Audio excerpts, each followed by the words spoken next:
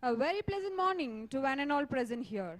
It's with great honor and anticipation to the distinguished dignitaries, eminent delegates, visionary scholars, spirited students and participants, we welcome you all to the International Summit on Reforming Justice System and Intellectual Conference of Minds and Missions dedicated to reimagining justice in a world that demands empathy, equity and evolution. As we commence this prestigious international summit held on the sacred soil of Tamil Nadu, it is both an honor and a tradition to invoke the blessings of a rich linguistic and cultural heritage. We begin with a revered invocation that celebrates the timeless legacy, literary brilliance and cultural depth of Tamil language. We request everyone to raise for Tamil Thai Valthu.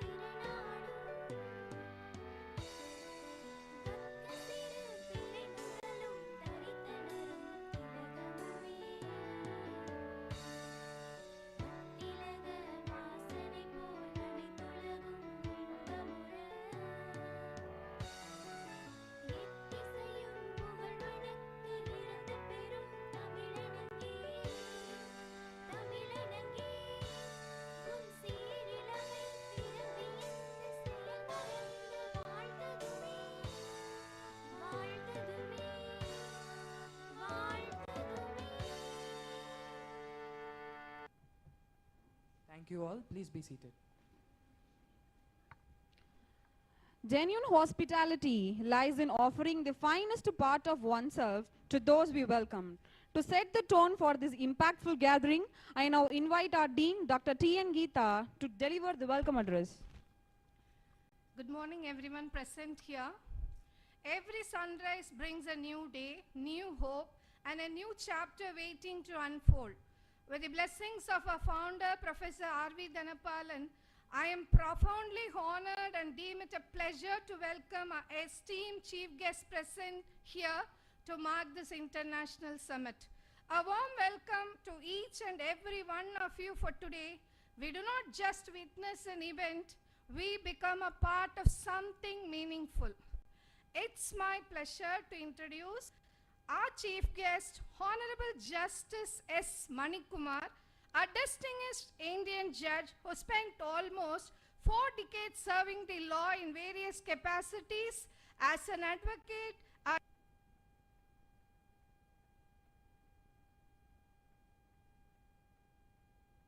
chemistry, obtained his bachelor's from Dr. Ambedkar Law College, Chennai in 1983, got enrolled as an advocate in Bar Council of Tamil Nadu in 1983 and practiced under the guidance of his father, Sri K. Swamidurai, who later adorned the bench of Madras High Court.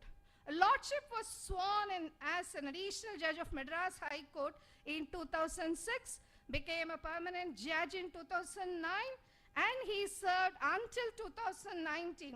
In 2019, Lordship was sworn as the 36th Chief Justice of High Court of Kerala. In June 2024, Justice S. Manikumar has been appointed as a chairperson of State Human Rights Commission, Tamil Nadu. Throughout Sir's career, Lordship has served as a member and chairman of various committees. Justice S. Manikumar has been involved in a significant number of cases during his tenure, both in Madras High Court and Kerala High Court. While a comprehensive list of all key judgments would be extensive, here are some notable areas that highlights his judicial contributions: public interest litigations, service matters, motor accident claims, constitutional law writ jurisdiction, and statutory interpretation. Lordship, the chairman Saravanan Dhanapalan, and the entire crew of Central Law College are truly honored by your presence today, and we are happy to have you share this momentous occasion with you. Welcome you, sir. The guest for today, Justice Murugesan, former member of National Human Rights Commission, former Chief Justice of Delhi, was born in Kambam, and after SAS Bachelor's degree in Science, Lordship completed Bachelor of General Laws from Madras University and was a gold medalist with first rank.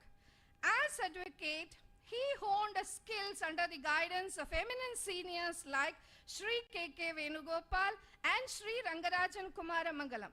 Served as a special government pleader for education, Lordship assumed as a judge of Madras High Court in 2000, and during Lordship's tenure, he has disposed more than 1.3 lakh cases. Sir has presided over various administrative committees, served as a chairman of Coffee Posa Board, president of a State Judicial Academy.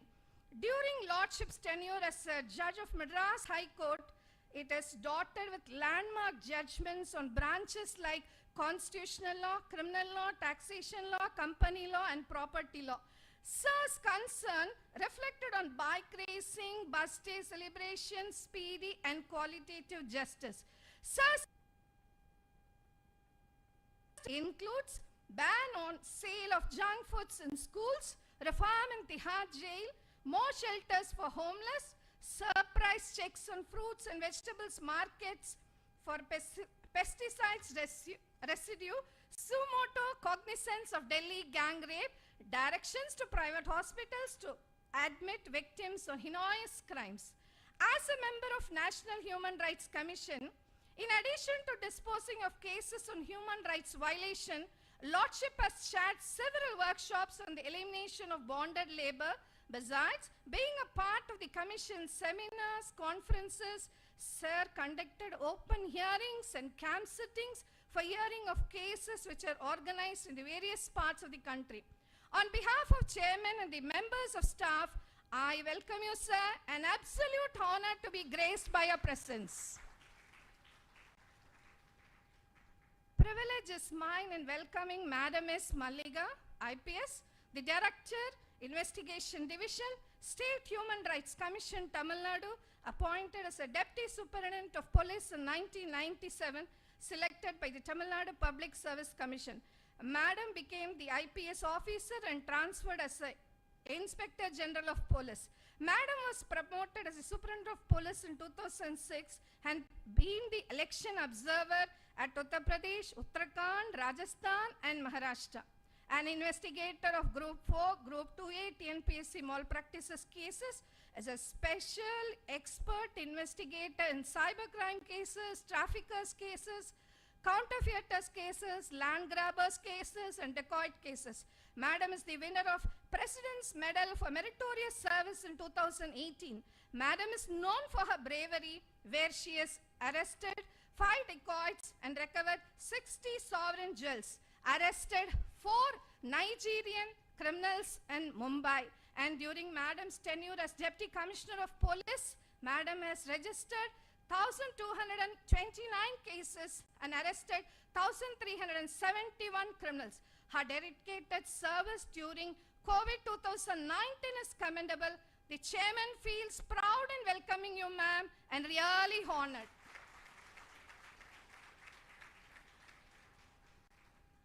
It gives me immense pleasure to welcome Dr. R. Manigandan Soundararajan, a criminology scholar. He is a fellow of Higher Education Academy, UK, currently serving as Culture and Insight Researcher at Northamptonshire Police, UK, where he is involved in various research activities, including public confidence and trust in police, victim surveys, engagement with harder to reach groups. He also serves as a chair of postgraduate committee at the British Society of Criminology, where he represents postgraduate students' interest, organizes networking opportunities, and supports postgraduate conferences.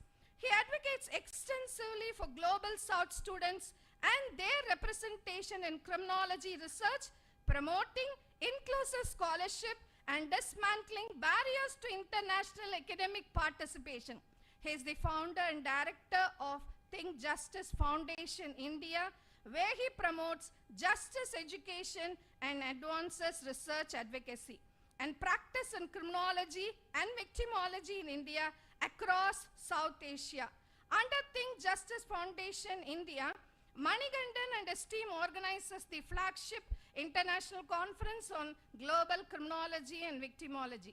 Dr. Manigandan has received prestigious international awards and fellowships, including the Division of International Criminology Graduate Award from the American Society of Criminology, the ACJS Doctoral Summit Scholarship, the British Society of Criminology Postgraduate Bursary Award, the GSSR Fund from the Polish Academy of Sciences, funded by the Polish National Agency for Academy Exchange. Dr. Manigandan has published his research papers both in national and international journals. His most recent publication appeared in the esteemed British Journal of Criminology. He has also contributed chapters to edited volumes, including Routledge and Policy Press publications. His scholarly work focuses on migration studies, policing, organized crimes, comparative criminology, and victimology, and global South experiences. A heartfelt welcome and pride to have you here across boundaries. Welcome you, sir.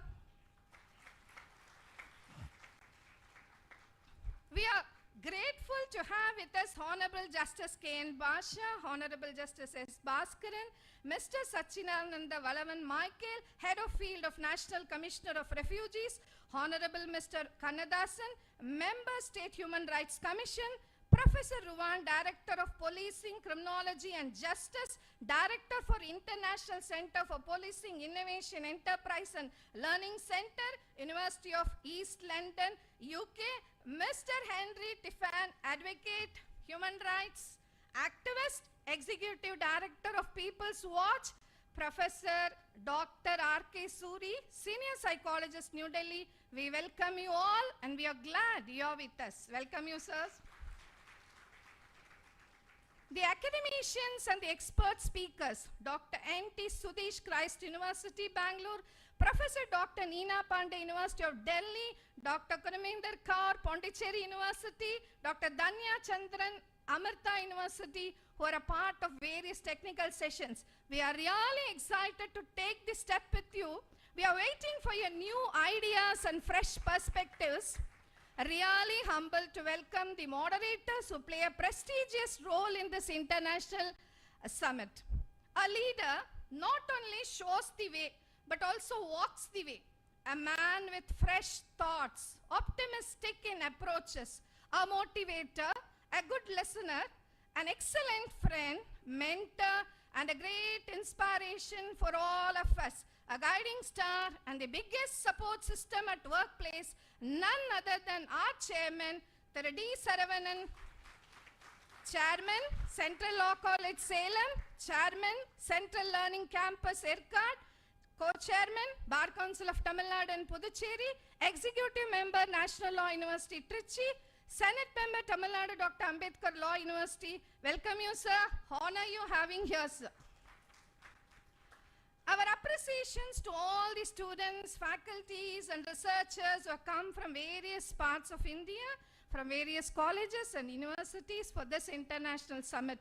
We are privileged to have you among us today. Your esteemed presence has indeed glorified the event and added a vibrancy to a humble gathering. Welcome you all and have a happy stay in our campus. Heartfelt welcome to the convener of the conference committee, Ms. Neeraja, and co-convener, Mr. Govindan. When Chairman Sir was planning for this conference, I think planning started on April 28, 2025. I was aware that Ms. Neeraja and Mr. Govindan was filled with many questions. We are here with answers. And this is due to the dedication and hard work you have put. You are the perfect fit for the event. My sincere appreciations for making this happen today. It's my pleasure in welcoming the Chief Administrative Officer, the Principal Dr. Begum Fatima, the Vice Principal Mrs. Shantakumari, the learned faculty members, the administrative staff of this prestigious institution. We always take pride in saying that this institution we belong to is because of the unity, integrity, and moral it upholds. Pride is ours in welcoming all the beloved student volunteers. I welcome the august presence of the press, the media who travel with us in all occasions. Welcome you all.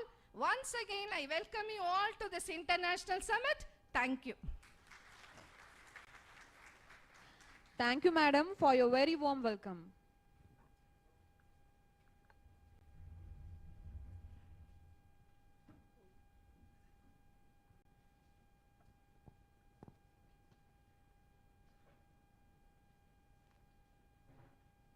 To honor is to celebrate not just the presence but purpose, values, and the legacy one brings. As a token of our appreciation, I request our chairman, Mr. D. Saravanan, to kindly honor Honorable Justice S. Manikumar, Chairperson, State Human Rights Commission, Tamil Nadu, former Chief Justice, High Court of Kerala. I request all the dignitaries to join us.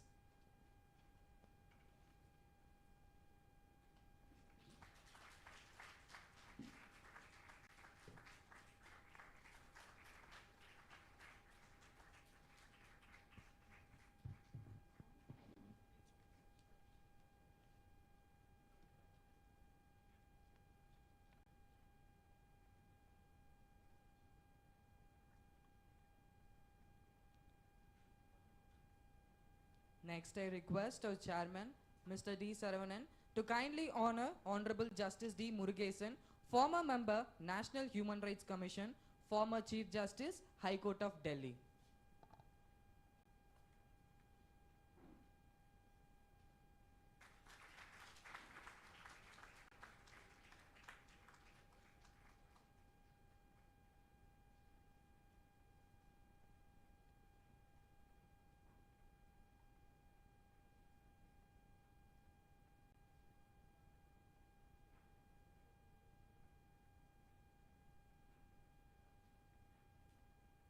Next, I request our chairman, Mr. D. Saravanan, to kindly honor Honorable Justice S. Bhaskaran, former chairperson, State Human Rights Commission, Tamil Nadu, former judge, High Court of Madras.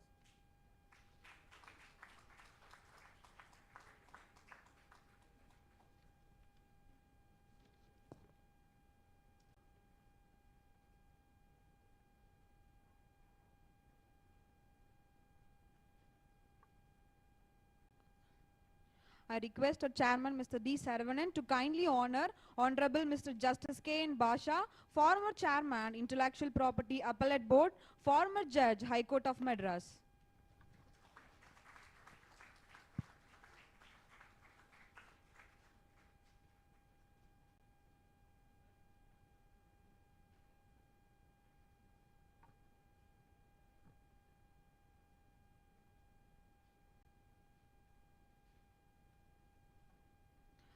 I request our chairman, Mr. D. Saravanan, to kindly honor Honorable Mr. V. Kannadasan, member, State Human Rights Commission, Tamil Nadu.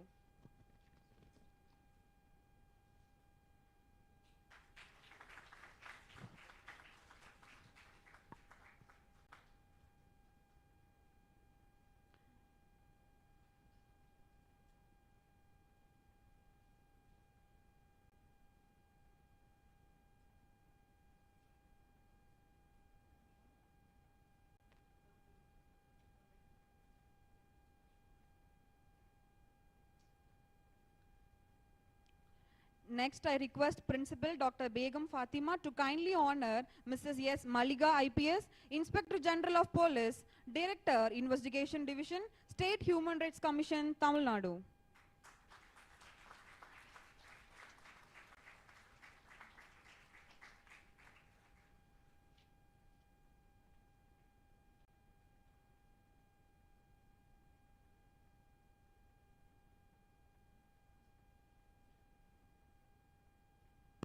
Next, I request our Dean, Dr. T. N. Geeta, to kindly honor Professor Ruwan Udverak Perera, Director of Policing, Criminology and Justice, and Director of International Center for Policy Innovation, Enterprises and Learning, University of East London, UK.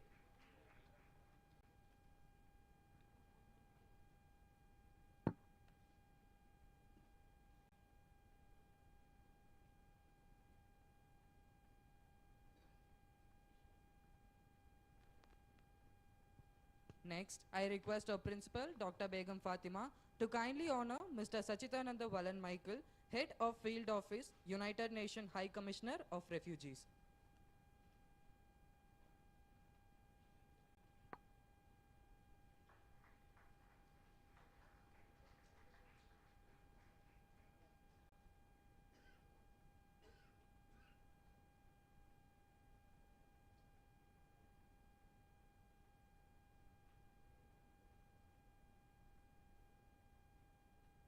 Next, I request our Dean, Dr. T.N. Geeta, to kindly honor Dr. Manigandan Soundararajan, Culture and Insight Researcher, Northamptonshire Police, UK, Chair, Postgraduate Committee, British Society of Criminology, UK, Founder and Executive Director, Think Justice Foundation, India.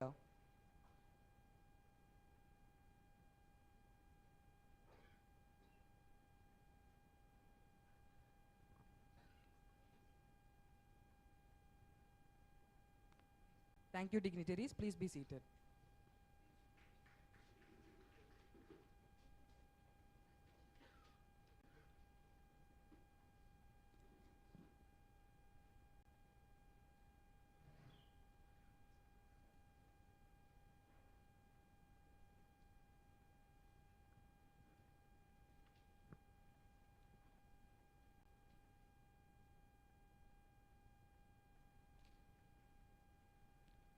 The strength of a leader lies in vision, voice, and virtue.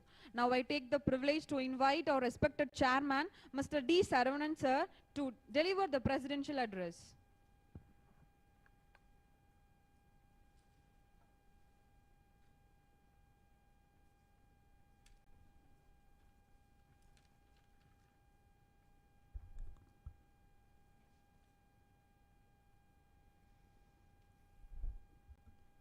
Very good morning to all. Honorable Mr. Justice S. Manikumar, Chairperson, State Human Rights Commission of Tamil Nadu, former Chief Justice of Kerala. Honorable Mr. Justice D. Murugesan, former member, National Human Rights Commission and former Chief Justice of New Delhi. Honorable Mr. Justice K. N. Basha, former Judge, High Court of Madras, and former Chairman of Intellectual Property Appellate Board. Honorable Mr. Justice S. Bhaskaran, former Chairperson, State Human Rights Commission. Honorable Mr. Kannadasan, member of State Human Rights Commission. The reason for having these judges are when they are adorning the seats of judges in various courts, they gave many judgments with human touch. The judge can bend the law but not break the law, which they did during the tenure without breaking the law. I thank you, Judge, for having your presence here. Good lawyers make good judges make good judgments make good society. I thank all the judges for being with us in this international summit on this theme. Thank you again. Mrs. Malliga, Inspector General of Police, Director, Investigation Commission Division, State Human Rights Commission. Madam, I have been closely working with implementation of human rights for several years. Thanking for being with us, ma'am. Mr. Sachidananda Valan Michael, Head of Field Officer, United Nations High Commissioner for Refugees. He has been working on various humanitarian work for the several years. I thank you for being with us, sir. Mr. Ruwan, Director of Policing, Criminology and Justice, University of East London. Mr. Manigandan Soundararajan, Chair, Postgraduate Committee, British Society of Criminology, United Kingdom. I thank both of you for being with us to discuss elaborately in the technical session, sir. We have Mr. Henry Thipane, advocate, founder of People's Watch, a tall person in human rights. Dr. Suri, clinical psychologist, advocate and educationist. Dr. Neena Pandey, associate professor, Department of Social Work, University of New Delhi.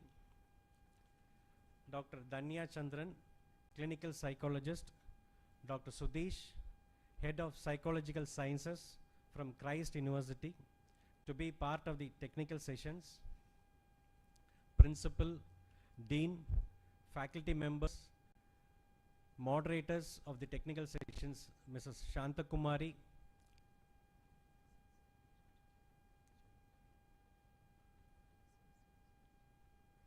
Mr. Pushpavanam,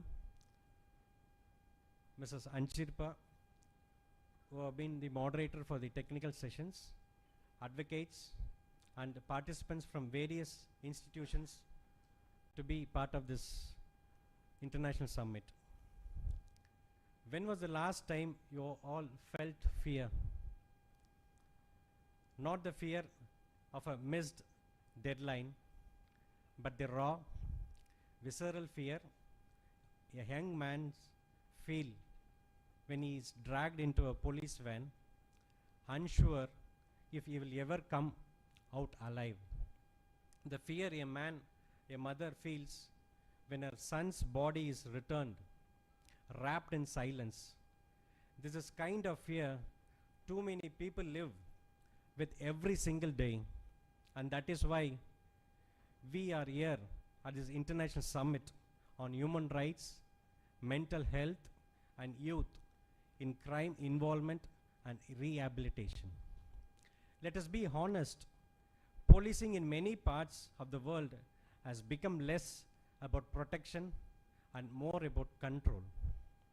The line between law and abuse is perilously thin. We see children crying under collapsing buildings in Gaza, homes vanishing overnight in Ukraine, and even in countries that claim to be the world's moral compass. Young individuals are subjected to violence and injustice. We cannot speak of justice if we turn our heads when human rights are crushed, whether by a soldier's boot or a local cop's uniform. Consider a tragic cases within our own borders in Tamil Nadu. A young man named Ajit Kumar, a temple security guard, was picked up by police and was never made it home. His ribs were broken, his body beaten, his dignity stripped away. The system dismissed it as accidental injuries. What part of fractured ribs and bruised kidneys is accidental? This echoes the horrific deaths of Jairaj and Benix, tortured over a lockdown violation. We speak of reform, but reform for whom? If the system continues to protect those who abuse their power, we are not creating justice. We are merely painting over bloodstains and calling it progress. Even in today's news article, it is reported with a headline that 17-year-old boy was shot by sub-inspector of police with a service pistol at Tirunelveli district. While we argue over reforms in courtrooms, a whole generation in slipping through the cracks, they grew up in fear, neglect and silence. When no one listens, they act out. No one protects them. They protect themselves. The only way they know how, and then we label them criminals. But before they have even had a childhood, we hand them to police file. The United Nations Charter reaffirms faith in fundamental human rights, the dignity and worth of human person, and the equal rights of men and women. Advocating for universal respect and observance for human rights and freedoms without distinction as to race, sex, language, or religion. The Indian Supreme Court, in its expansive interpretation of Article 21 of our Constitution, has declared that life is not merely physical existence, but the right to live with dignity, encompassing basic necessities like adequate nutrition, clothing, and shelter. The court has recognized that for the common person, the tillers, wage earners, laborers, and scavengers, socio-economic and cultural rights are paramount for realizing a meaningful right to life. The health and strength of a worker, including medical care, are integral to this right. This progressive stance by a Supreme Court is a matter of great pride and lead worth following globally.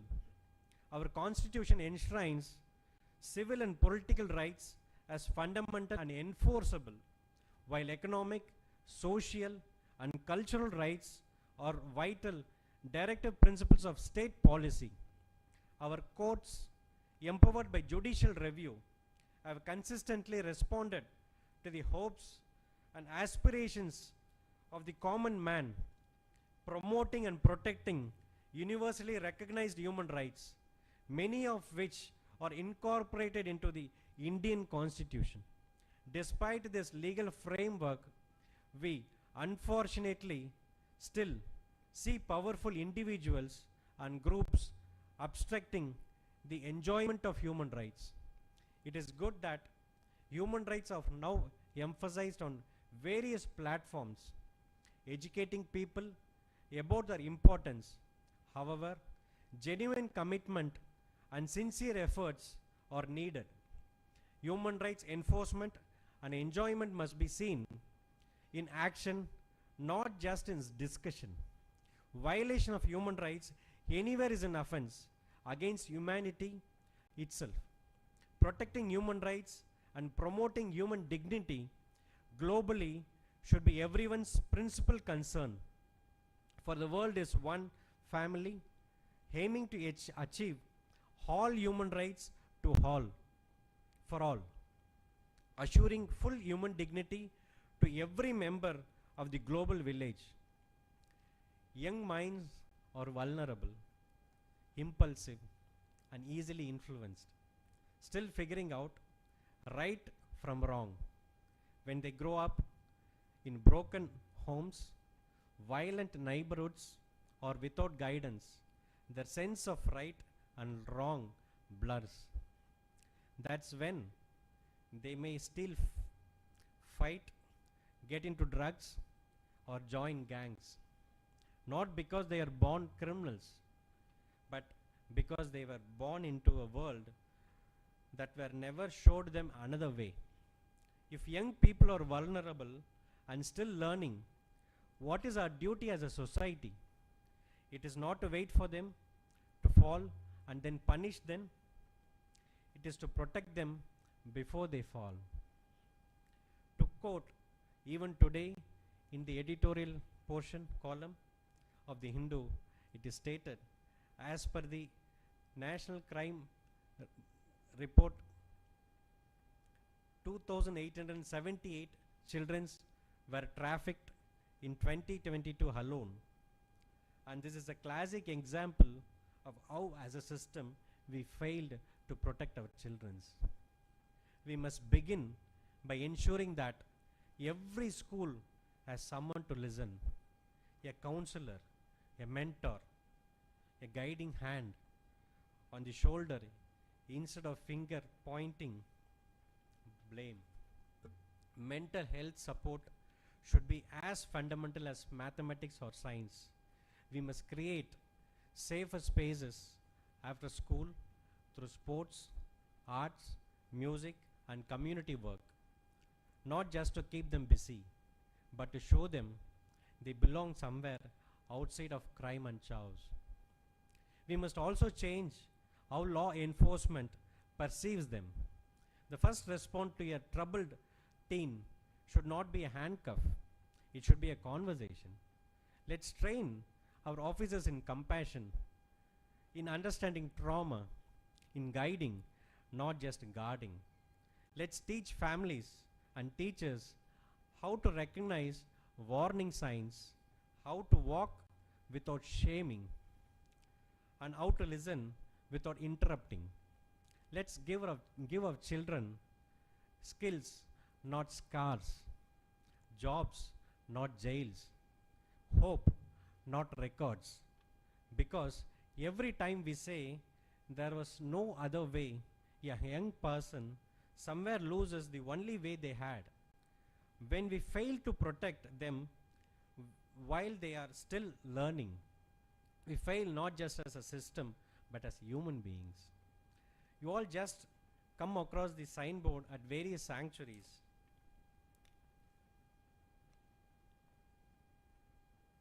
It would have mentioned, if you want to see the cruelest animal, just lift the curtain. You can see. Once you lift the curtain, we can see a mirror which reveals our own reflection as the most cruel animal. Starkly illustrates, we often find more cruelty in human nature than in wild animals.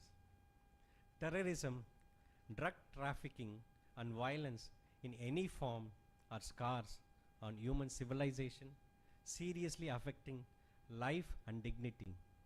The first step to successfully meeting the challenge of human rights violations is to remove hatred and intolerance. Human rights education is therefore both imperative and vital. Tolerance is no longer a luxury. It is a sheer necessity for peace, development, and even the very survival of humanity. The very air we breathe, the water we drink, to what religion or section do they belong? Does a river or a mountain bear any religious label? The answer is unequivocally no. Inevitably, we must coexist. So why not live peacefully and harmoniously for the well-being of everyone? The birds migrating across continents and the breeze flowing across the borders require no visas. It is only humans who do, because only we are capable of harming. Therefore, there is an imperative and urgent need for each of us to become good human beings. It is unfortunate that powerful individuals or groups have historically obstructed the enjoyment of human rights. It is crucial that we educate people on the importance of creating an atmosphere where every human being enjoys rights to which they are entitled. Modernization, restructuring, globalization, privatization, liberalization, and recently digitalization alone will not fully solve all our problems, particularly unemployment. We also need humanization. Humanization must dominate all the other factors, otherwise they are wasteful. Our Supreme Court, in landmark judgments like D.K. Basu versus State of West Bengal, has unequivocally stated, while police have a right to arrest and interrogate, the law does not permit use of third-degree methods or torture. End cannot justify the means. Human rights, by their very nature, constitute the minimum necessary for an individual to live in a civil society with dignity and respect, to realize their full potential and contribute maximally. I earnestly appeal to all of you to build bridges between man to man and the foundation with the foundation of love, brotherhood, and compassion, but not walls of hatred and distrust. Let all citizens shake hands with warmth and affection, symbolizing the emotional integration of people belonging to different faiths to live happily and harmoniously on the lap of our great mother, the motherland. In this regard, women have a particularly vital role to play. For good women can forge a great civilization, a good mothers, a great nation. If we understand the true spirit of religion, there will be respect for other faith and compassion for the suffering of people, planting smiles on human faces and making secularism truly meaningful. It is said there is no religion greater than the religion of humanity, and no service greater than the service to the motherland. The real and greatest threat to global peace is undoubtedly humanity itself. While science and technology have brought the world closer, economic systems are interdependent and cultures are meeting. What is urgently needed is an attitude of tolerance, not hatred. We are troubled daily by human rights violations, disappearances, killings, terror, and torture. These are scars on human civilization, gravely affecting the life and dignity of individuals. The first step to successfully meeting these challenges is to remove hatred and intolerance. Human rights education is therefore imperative and vital to counter the forces of intolerance. Tolerance is no longer, as Martin Luther King Jr. said, the course of human history is determined not by what happens in the skies, but what takes place in our hearts. We must train our brains for benevolence, cultivating our hearts for excellence, and strengthen our hands for service through effective training and meaningful education. Every law in our books, every courtroom we sit in, every robe we wear means nothing if the poorest person cannot walk into a police station without fear. If the mothers and families of Ajit Kumar and many like him still cries at night with no one held responsible, no apology, not even a dignity of truth, then justice remains elusive. We must stop asking, what did he do? And start asking, what did we do to him? Justice is not made in punishment, it is made in empathy, dignity, and healing. Let us not be remembered as the generation that watched and did nothing. Let us be the ones who rewrote the meaning of justice, not as a hammer, but as a hand that lifts, heals, and protects. Thank you for your patience hearing. Thank you once again. Thank you, sir. When a special address begins, it is the silence of many that listens to the wisdom of one.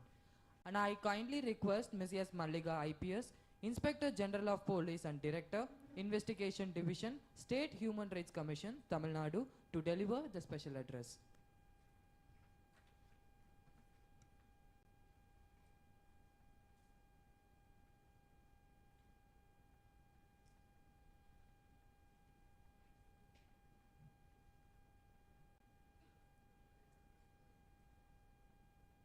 Respected Honorable Mr. Justice Manikumar sir, Chairperson, State Human Rights Commission, Honorable Justice Murugesan sir, former member NHRC, Honorable Mr. Justice Bhaskaran sir, former Chairperson SHRC, Honorable Justice Baksha, former Chairman, Intellectual Property Appellate Board, Mr. Sachidananda Valan, Head of Field Office, UN High Commissioner for Refugees, and Professor Rowan, Director of Police Criminology, Dr. Manigandan Soundararajan, Culture and Insight Researcher, Mr. D. Saravanan, Chairman, Central Law College, Managing Council, Principal, staff members and students of Central Law College. Good morning to all of you. I have great privilege to attend this International Summit on Reforming Justice System, Integrating Human Rights, Mental Health, Youth Involvement in Crime and Rehabilitation, உள்ளுவதெல்லாம் உயர்வுள்ளல், மற்றது தள்ளினும் தள்ளாமை நீர்த்து. நினைப்பதெல்லாம் உயர்ந்த நினைவாகவே இருக்க வேண்டும். அது கை கூடாவிட்டாலும் அதற்காக அந்த நினைப்பை விடக்கூடாது. Whatever you ponder, let your aim be loftily. Still, fate cannot hinder always what you as it will. In all that a king thinks of, let him think of his greatness. வெள்ளத்தனைய மலர் நீட்டம் மாந்தர்தன் உள்ளத்தனைய உயர்வு.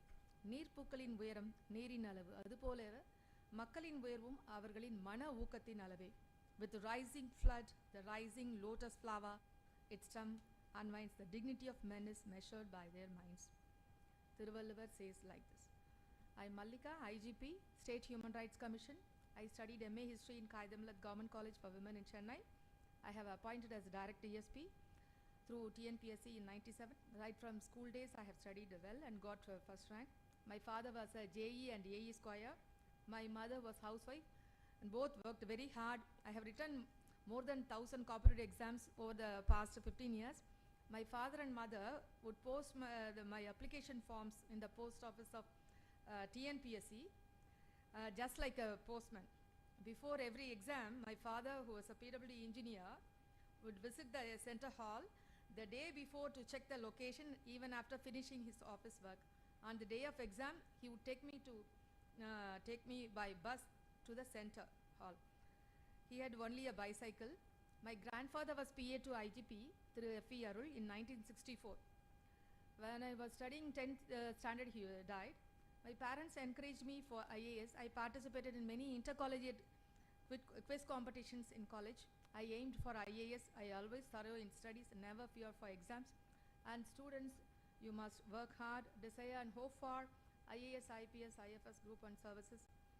You should thoroughly study thoroughly GK, optional subjects, current affairs, and attend mock interviews. I am working for 28 years, and before that, before joining DSP, I was working as cooperative senior inspector of cooperative societies through Group 3 exam. From 92 to 97, I worked as senior inspector, and from 97 onwards, I worked as DSP, SP. Now I have become IGP. I am working tirelessly day and night. We have to go night rounds, attend bandobast duties, etc. In 2018, I have received the President Medal for Meritorious Service. And with regard to, we have written many proposals to government and got government orders. With regard to Honorable Chief Minister announcement, the following government orders were received. A separate shooting competition for women police conducted in Tamil Nadu. And to prevent crime against women in 20 new all-women police stations were established. And in 23, 19 new all-women stations were established. And formation of 10 new police stations in Tamil Nadu.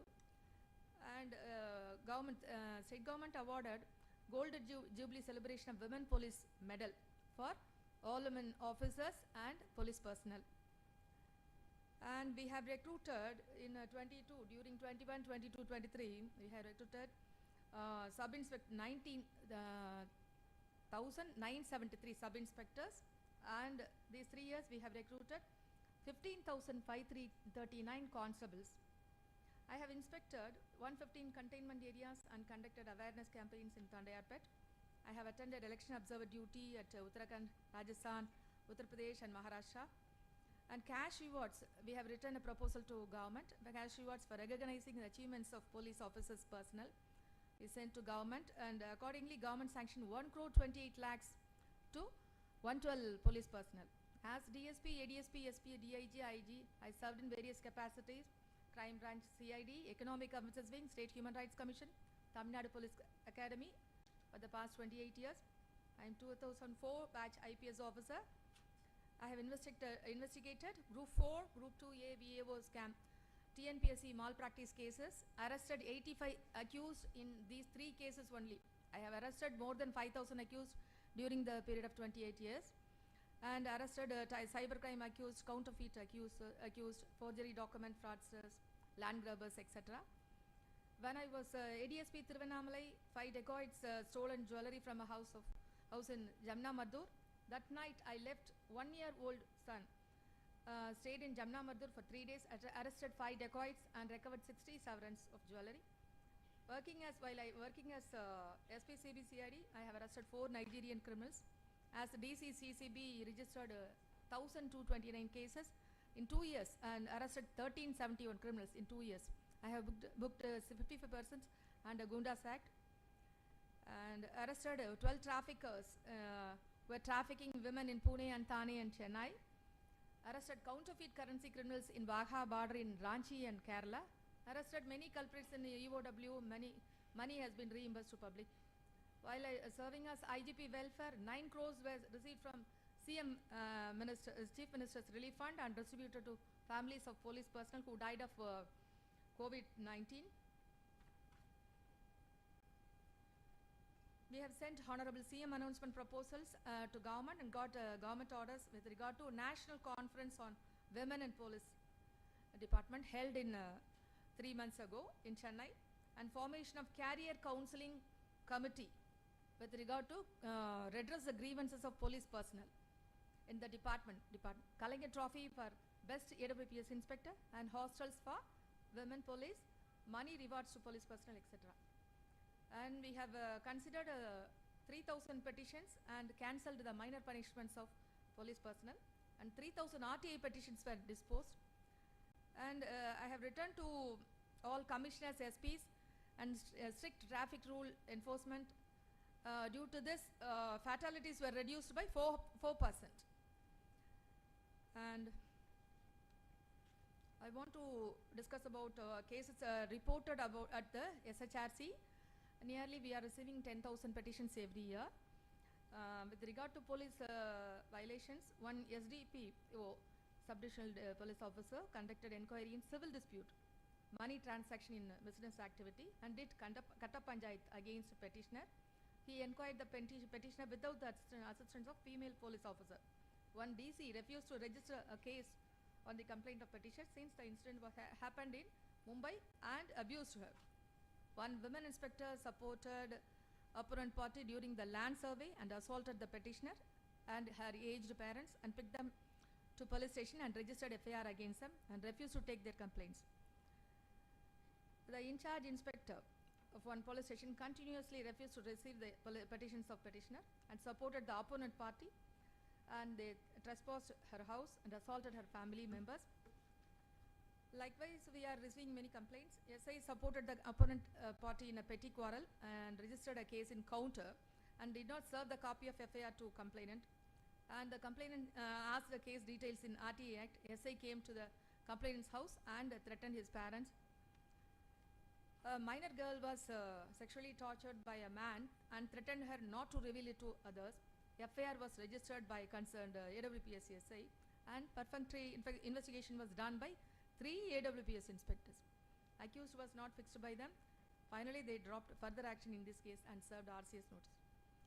And 13 accused were arrested while they were injecting drugs themselves and kept them in a community hall adjacent to police station.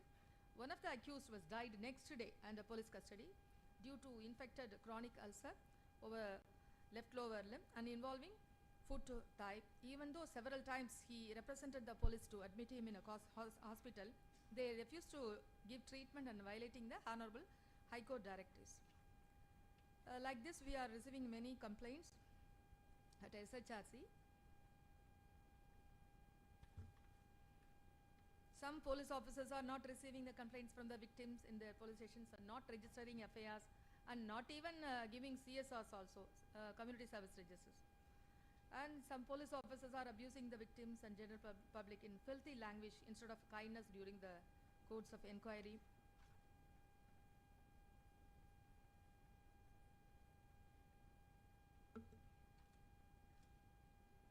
State Human Rights Commission is deeply concerned about alarming number of deaths reported in various central prisons across state in 24 and 25. Based on the records and investigation conducted by this commission, it has been identified that 34 prisoners have lost their lives in different central prisons within the above period.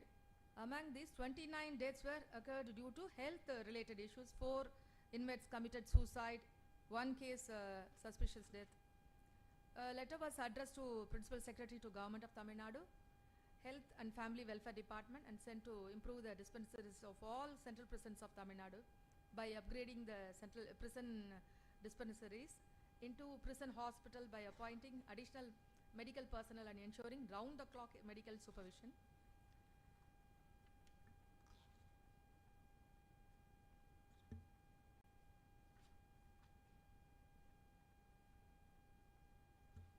Next, with regard to protection of human rights, we have NHRC and SHRC.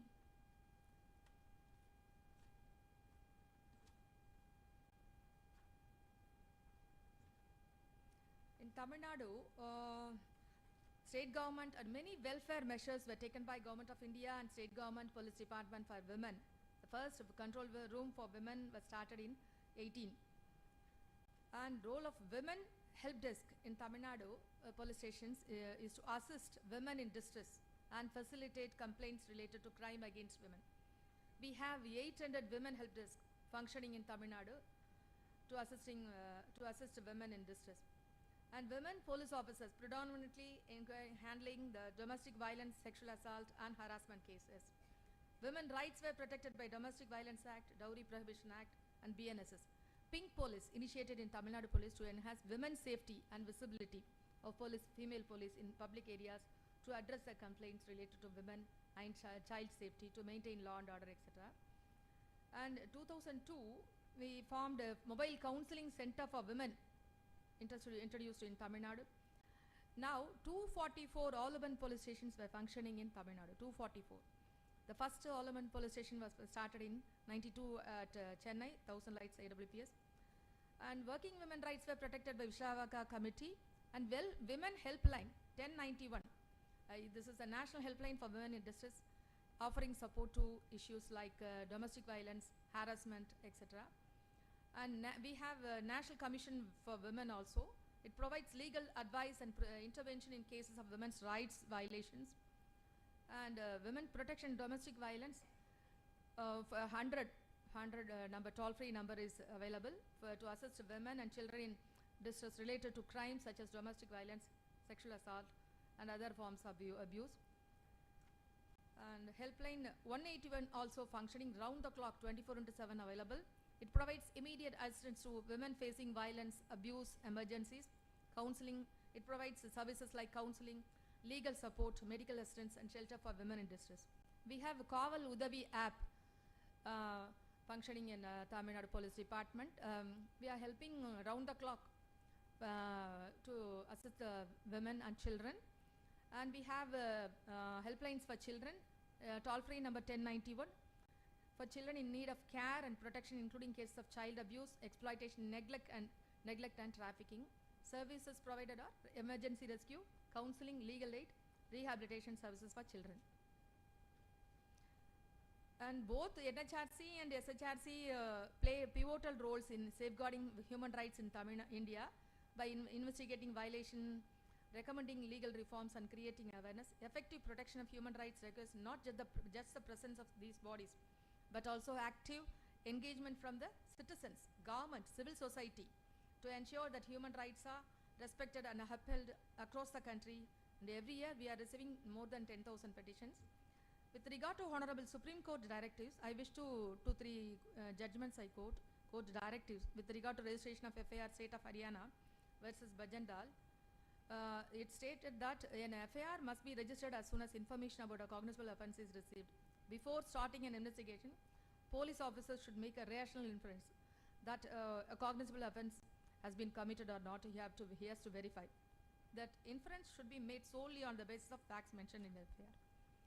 The courts will generally not interfere in the investigation process except in the following circumstances: when the High Court may cancel the FIR and other proceedings carried out the police, where the allegations in FIR do not constitute any cognizable offence or justify an investigation by the police, where the allegations made in the FIR and the evidence collected by police in support of allegations do not point out towards the guilt of the accused, and whether where criminal proceedings have been started with dishonest intent and to take revenge against the accused. And we have to follow the Honorable Supreme Court guidelines, directives, NHRC guidelines with regard to FIR, registration of FIR, with regard to bails and bonds, handcuffing, etc.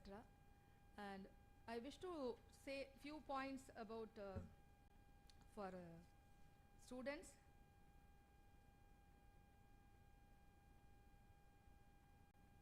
you have to um, set clear goals. You have to set clear achievable goals as a way to build confidence. Value of goal setting is important. Clear actionable goals provide direction and motivation. Set specific measurable, achievable, relevant and time-bound goals to stay focused, and take action despite fear. And the art of taking action is very important. This is to achieve your dreams. You have to commit to consistent action, and transformation comes from steady action. And you have to develop a solution-oriented mindset. Rather than dwelling on problems, you have to focus on finding solutions. And you have to cultivate a growth mindset. You have to adopt a growth mindset which involves viewing challenges as opportunities. You have to cultivate a positive mindset. Cultivate a importance of developing a positive, optimistic mindset. You have to learn continuously, thoroughly. Continuous learning and personal development is very essential for success. And surround yourself with positive influences. And you have to practice time management techniques like Pomodoro technique, which involves working in focused bursts followed by short breaks to enhance productivity and concentration. And you have to cultivate gratitude for what you have, shifts from focus from lack to abundance, creating a positive mindset. Use visualization method. Desired outcomes can increase motivation and influence and reinforce positive beliefs. And by demonstrating integrity, accountability and strong work ethic, leaders can inspire team members to adopt similar values and behaviors. And God has made such a wonderful world. It is full of so many wonderful things, and God wants every one of you, because every one of you is a child. You should give your knowledge, wisdom, money to the society. When you give, the river starts flowing, and once it starts flowing, it's ever full. And don't look for backward. Infinite energy, infinite enthusiasm, infinite daring, patience. These alone great deeds can be accomplished. Stand up, be bold, be strong. Take the whole responsibility on your shoulders and know that you are the creator of your own destiny. And all strength, succor you want is within yourself. Make your own future. Thank you very much. Thank you. Thank you very much, sir. Thank you, madam. The ultimate test of a moral society is the kind of world that it leaves to its children. We are honored to welcome Dr. Manikandan Soundarajan, Culture and Insight Researcher, Northamptonshire Police UK, and Founder and Executive Director of the Think Justice Foundation India, to present the special address. Good morning, everyone. I won't take much time because I think we are running out of time, so I'll be very short and crisp. So I would like to, my gratitude to all the dignitaries on the dais, and I would like to thank Mr. Saravanan sir, Chairman of Central Law College, for giving me this opportunity, as well as Dr. Geeta ma'am for giving me this opportunity. For me, it's a pleasure day for me, because where I am right now is my hometown, Salem. So though I was not born in here, I was born in Delhi, but my hometown is Salem, and I have spent a lot of time in Salem. So it's been pleasure to be back. I was sitting like these students many years ago, and listening to the experts and scholars regarding justice education, criminology, criminal justice, and everything. So, but here I am, and giving back to the students, and trying to inculcate knowledge, and trying to share my knowledge, whatever I learned throughout my years of research, education, and everything. So I'm not going to touch upon. I'm going to touch upon the theme, but I'm going to focus first something else, which is like as I said, like I was sitting amongst you people and listening to the experts. So though I was sitting like you people, I had many opportunity, but I missed a lot of opportunity. It's because I was nervous, I was inconfident, and I was also thinking about like what people will think about if I ask something. So this is a good opportunity for you people to ask questions, So please open up and ask questions, because you will not find all these people in one place again. So it's a good opportunity for students to ask questions, ask for, make networking, and then also try to, convince them to be your mentor. That's what I did. One of my mentor is Professor Ruan here. So I met him in a conference in India, and we have been traveling from last 7 years together. And he has been mentoring. He's a good mentor, I would say, and that's why I'm here. So yeah, it's a good opportunity for you people to, do some networking and do it in a pleasurable way.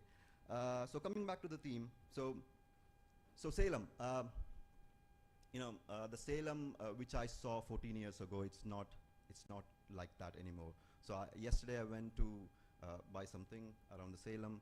I couldn't recognize the Salem at the way in which I saw, because it's completely developed. A lot of roads, a lot of flyovers, a lot of brands, a lot of hotels, restaurant, everything. It's overdeveloped. It is good, but do you think, is it sustainable? So I would say it's not sustainable. So the thing is that where I'm coming from is my research is on harm. My research entirely is in harm, which is like study of harm, which is semiology. So what I see in Salem is, Salem city is getting harmful in a way that it's affecting the community and the society, which is like, the development is good, but it is also bringing harm to the people. For example, like, the farming cultivation is going down because of, overdevelopment. We have the roads, I mean, four ways and there was an issue about four-way road, and there have been a lot of deforestation and things like that, which has affected and which is like producing harm. So, the harm which is not defined in law. So my research is all about, like, we need to go beyond the crime, definition of crime, and also understand harm and harmful practices in the society, which is affecting the community and the people. So that's what needed in this, when we talk about reformation, we also need to reform how we understand the definition of crime. And I would argue that, like, we need to change the definition of crime, because not all crime is fallen under the definition of crime. For example, what happened in the steroid industry long back. There was also some protest was going on, and in the protest, the state used the police to kill some people. So that's again human rights violation, as well as it's a harmful practice. So it's a clear case how the environmental crime and the state crime is mixing up. So, and also, like, my understanding of criminology has radically changed, because where I started my career as a studied MA criminology from Madras University, and then went on to do my MPhil, and then I worked in National Law University, and then I went back. I went to the UK to do my PhD. So that's where, like, my transformation started. Slowly and steadily, I understood that what we have right now in criminology in India is there must be some reformation, and there is a radical change in terms of the way in which how we understand crime, definition of crime, and the whole system of criminal justice system. So criminology is meant to be an applied science, or applied social science, I would say, but it has become philosophy. It's not just India; it's also throughout across the world, and because the people has considered it as being more academic, purely academic subject. But here I am. I'm trying to do something. So though criminologists fail to convince the practitioner, especially lawyers, police officials, to understand the causes of crime, it's because the subject has become transformed into a philosophy rather than an applied nature. So what me and Professor Ruwan is doing is, right now we're coming back to India, and then trying to teach how we can apply these things. So I believe, like, if we apply criminology in law and even lawmaking, as well as, like, lawyers do understand criminology, but the way in which it can be applied is not yet done in India. So we need to do that, and that's where I'm coming from. And we need a collective effort to do this. And I think Chairman sir has rightly mentioned about how police brutality is peaking up in India with respect to it's unknowingly, knowingly it's happening, but it's a clear case how harm is inflicted in society from the system. So when I say harm, it's not just about how the system, it could be policy, it could be any policy, government policy, it could be a corporate, it could be even an education institution which can inflict harm. So what I'm trying to I will be explaining more in the technical session about like harm and semiology and everything, but because of the time thing, so I'm not going to go into details. But I would say like the theme of the conference, theme of the summit is really pressing, and reforming justice is needed. But my argument would be we need to go beyond the crime and understand harm and harmful practice in society so that we could make an effective way of reforming justice. Thank you.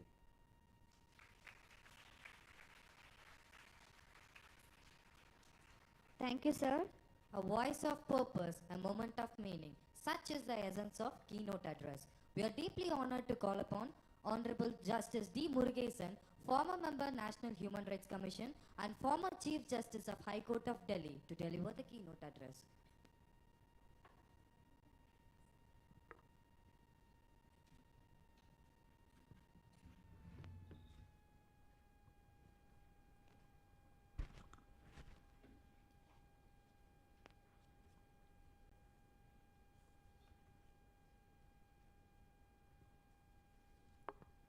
I should say good morning or good afternoon. Good morning. Still we are in good morning only. Good morning to all of you. My dear brother, Honorable Mr. Justice Manikumar, the Chairperson, State Human Rights Commission, Honorable Mr. Justice K.N. Basha, Honorable Mr. Justice Bhaskaran, Mr. Saravanan, the Chairman of the Law College, and all other dignitaries, please forgive me because for time constraint I am not mentioning the individual name. All persons who are sitting on the dais and off the dais, particularly my very good old friend who is connected with me on human rights activities, Mr. Henry, who is sitting in the right first row, the faculty, staff members of this college, participants. Let me first express my gratitude to the chairman of this institution, which was founded by Professor R.V. Dhanabalan, who is none other than my professor in the constitutional law when I was doing my law, for giving me this opportunity to be a part of this summit. When this invitation was tendered to me on the subject, namely reforming judicial system, I was a little confused.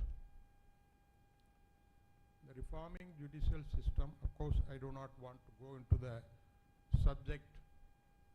The summit wants to reform the judicial system. In general, I was thinking whether it is reforming judiciary or reforming ourselves.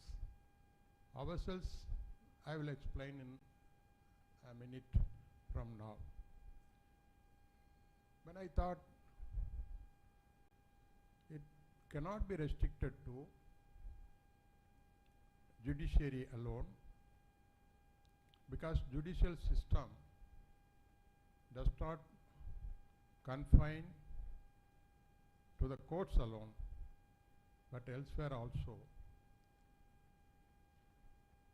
I satisfy myself that it is a very big subject covering all the areas. In fact, yesterday I raised this doubt to your chairman and he also agreed with me. That is how I am here. Often it is said, and we know what is human rights. Human right of every individual is fundamental right, which is enshrined in the Constitution of India. All human rights are fundamental rights. But it is not vice versa. All fundamental rights are not human rights, because there are certain fundamental rights, for example, minority institutions to start colleges. It's not a human right. But human rights, whichever area you say, it's a fundamental right guaranteed under the Constitution. Why I am repeating this, I will explain in few minutes.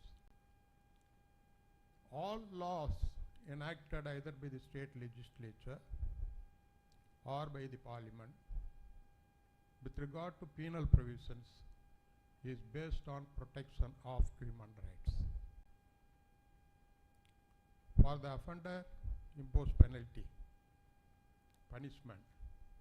For the victim, reform and compensate.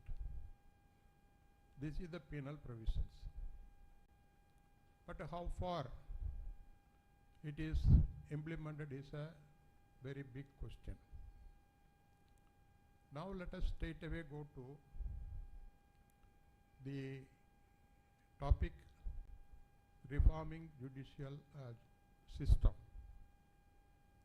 There are any number of stakeholders. I have got my own role to reform myself, to render judicial service to my fellow person. I got. Therefore, first responsibility how to reform is we will have to reform our civil society. To approach how to protect human rights. That is the first thing. This reform must start from home. For example, one of the topics today is mental health. A mother or a parent, father or a parent, for the case may be,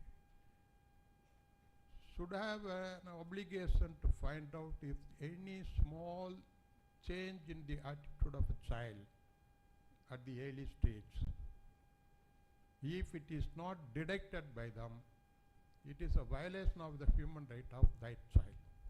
Because once you detect that some sort of a different behavior, it will lead to disaster in the future of that child. But if it is detected, the child will be given necessary care and protection treatment. In the present context, there is a subject also drug. The responsibility is on the parents to study or watch the attitude of their children. And early detection will ensure the protection of the right of that children to get the treatment. Getting a health treatment is also a human right. There are any number of human rights that has been held to be fundamental by the Supreme Court. I do not want to go into that aspect. What I want to impress upon is how to reform judicial system should start from our home. Secondly, the public institutions or private institutions. It should have a proper mechanism to tell their employees, or if it is an educational institution, to tell the students what is human rights and how it should be protected. Therefore, that is one of the major area of concern, how to reform the judicial system to give or to protect the human rights of your fellow being or your employer or your students for that case. The major part of the judicial reforming lies on the government. We have been witnessing, it has been already pointed out by your chairman also and the Secretary of State Human Commission also, as to the violation of human rights in police station. Of course, lot of good things were said by her as to how the police is functioning. Still, the truth remains, most of the human rights violations are at the hands of police. And how to reform, how to give the protection to those who are affected is still a larger question. Any number of action taken by the government, any number of the effective steps taken by the higher officers have failed at the root level, grassroots level. Therefore, training them is one of the major source which we will have to find out. Of course, there are training of these low-level officers, police constables and all, how to treat the person who is believed to be an accused. So long as he is convicted, he is innocent. Therefore, what right you have to interfere with this right of live in peacefully and torture him. Therefore, this is the area where the government has to take into consideration. And it is a larger question. I understand that there is a commission where one of our brother judges, retired judges, is the chairman of police reform committee. Lot of reform committee, lot of recommendations have been made to reform the police. In that there are some suggestions how they should behave with the public, but it is very difficult to understand whether these reforms are actually effective and are functioning. Therefore, the reform at the police level is the need of the hour. These are the government level. There are other violations. I right to live, I right to own my land, I right to have a patta in my name. You just go to the revenue. I am just speaking practically what is happening, how the human rights are violated. It's my right. But are you not made to pillar to post to get that? that is a serious violation. Where do they go? Therefore, this reforming judicial system should be at the government level and government public institutions and the government departments and the organizations under the control of the government. Of course, various efforts are taken by the government also, but still we have got a long way to go. You come to next, NGOs. Non-governmental organizations are the pillar in protecting human rights. But how do these government recognize the genuine non-governmental organization to function freely is a larger question. If you are not going to give the required recognition to these institutions, how you are going to reform the justice system? Of course, my brother judges who are presently sitting as a chairman and member of the State Human Rights Commission and the former members and the chairperson would agree with me.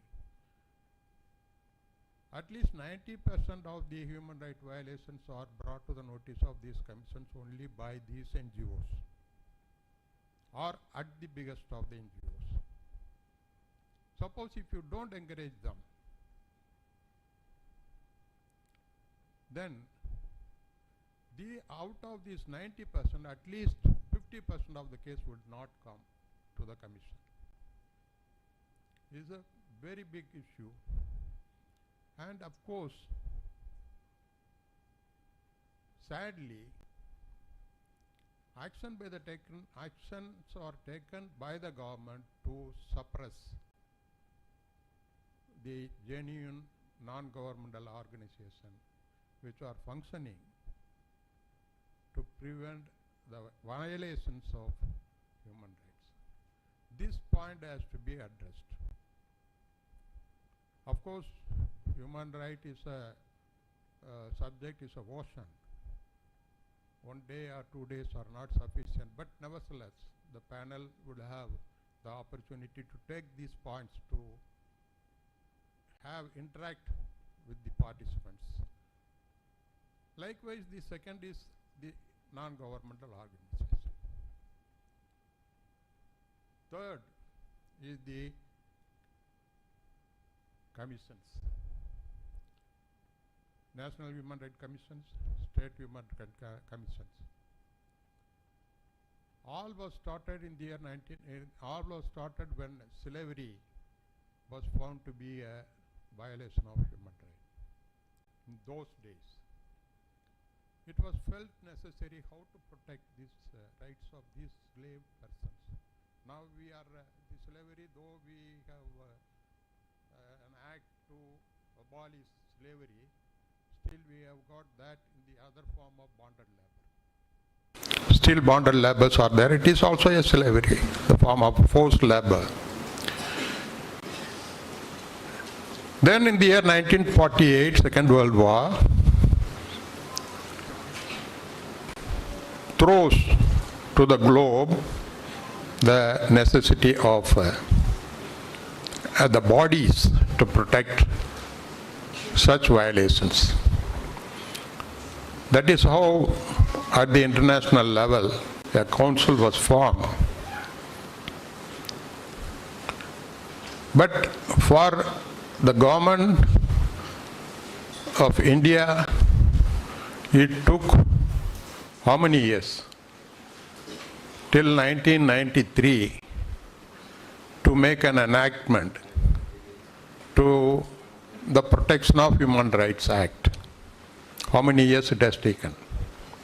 This is the importance which we have given even at the government level to protect human rights. All right. Now by that act, National Human Rights Commission at the center for the entire country, and each state, a state human rights commission for that state were formed. Okay, good. But what the state they do the best efforts to find out the human rights through various complaints, to recommend the compensation, and to recommend to the government even to prosecute the officers who indulged in violations, take disciplinary proceedings, and also to give sufficient protection to the victims. Is it not only a recommendatory? Yes, it's only a recommendatory. What is the point in keeping these recommendations which are being made by such a body constituted by the persons who held the office of the judiciary and experienced in the protection of human rights, maybe through NGOs. Nothing. Is it not necessary that these commissions should be given at least a power to enforce those recommendations? It's a larger question. I do agree throughout the world, except one country, I could not get the name, maybe Henry may be able to tell me, only one small country which has got a constitution. The constitution itself says the recommendations of the Human Rights Commission is binding on the government, except that country. In none of the countries, the recommendations are made as a binding on the government. The reason is behind. The reason is obvious. If you make it as a mandatory, then the government will have to face a lot of problems. Therefore, that is one of the things. Then another judicial reform which I would suggest, that if you read Section 12 of the Protection of Human Rights Act, what we understand, we means the commission, we means the lawyer, we means of course NGOs, we means the person who are affected, that these violations must be at the hands of the authorities, that is the government or governmental bodies. No, in my view, even my human right can be violated by my neighbor. I have issued, entertained number of complaints, such complaints, and issued summons by the violation of human rights by individual, not by the authorities. Why can't we expand that? Let the government go and challenge that this is not correct. But a reading of Section 12 shows that any violation of human rights, it does not restrict the violation only at the concern of public authorities. Only, of course, subclass C says it is the negligence of the officers. Therefore, that way we could expand the power of the Commission to entertain complaints from the private individual against an individual. That can be considered, that can be also discussed and debated.